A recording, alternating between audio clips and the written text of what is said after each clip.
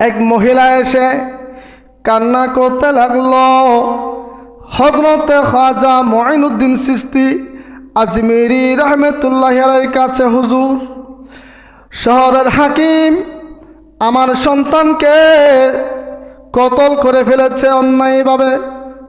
আমার রাসূলের বংশধর হযরতে খাজা মুঈনুদ্দিন চিশতি আজমিরি, আল্লাহর ওলি, যিনি আওলাদে রাসূল, ওনার থেকে দয়া চলে আসলো। তোমার সন্তানকে যদি অন্যায়ভাবে কতল করে, চলো তোমার সন্তানের কাছে যাব। হযরতে খাজা মুঈনুদ্দিন চিশতি আজমিরি রহমতুল্লাহি আলাইহি ওই সন্তানের কাছে গেলেন। দ্বিগণ্ডিত দেহ ছিল, মস্তকটা দেহের সাথে লাগিয়ে দিলেন।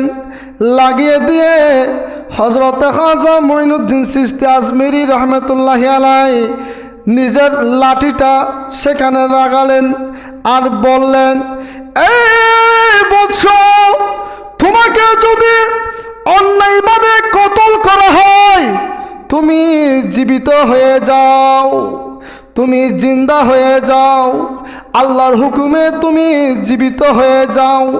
কাটা মস্তকটা দেহের সাথে যখন লাগিয়ে খাজা মুঈনুদ্দিন চিশতি আজমিরি বললেন, অন্যায়ভাবে তোমাকে কতল করা হলে আল্লাহর হুকুমে জীবিত হয়ে যাও। এটা বলার সাথে সাথে ওই দ্বিকণ্ঠিত দেহ, কাটা মস্তকটা জোড়া লেগে যায়, সাথে সাথে জীবিত হয়ে যায়। জীবিত হয়ে হযরতে খাজা মুঈনুদ্দিন চিশতি আজমিরি রহমতুল্লাহি আলাইহির সামনে উপরে পড়েন, জিন্দা হয়ে যান। হযরতে খাজা মুঈনুদ্দিন চিশতি আজমিরি রহমতুল্লাহি আলাইহির এই কারামতটা শ্রবণ করেছিল। হাকিম যখন শ্রবণ করলো, আপনি অন্যায়ভাবে কতল করেছেন, সেটা তো জীবিত হয়ে গেল। খাজা মুঈনুদ্দিন চিশতি আজমিরি দ্বিগণ্ডিত দেহ লাগিয়ে সেটাকে যখন বললেন আল্লাহর হুকুমে জিন্দা হয়ে যাও, সেটা জীবিত হয়ে গেল। ওই হাকিম লজ্জিত হয়ে যায়। ওই বৃদ্ধা মা আপন সন্তানকে পেয়ে যান। উচ্চ আওয়াজে বলুন সুবহানাল্লাহ। আল্লাহর ওলিরা যেটা বলেন সেটা আল্লাহ কবুল করে নেন। আল্লাহর ওলিদের মুখের জবানের কথা আল্লাহ ফিরিয়ে দেন না।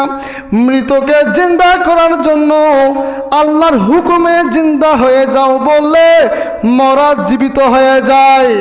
এমন আল্লাহর ওলি হযরতে খাজা মুঈনুদ্দিন চিশতি আজমিরি। সালাতুন ইয়া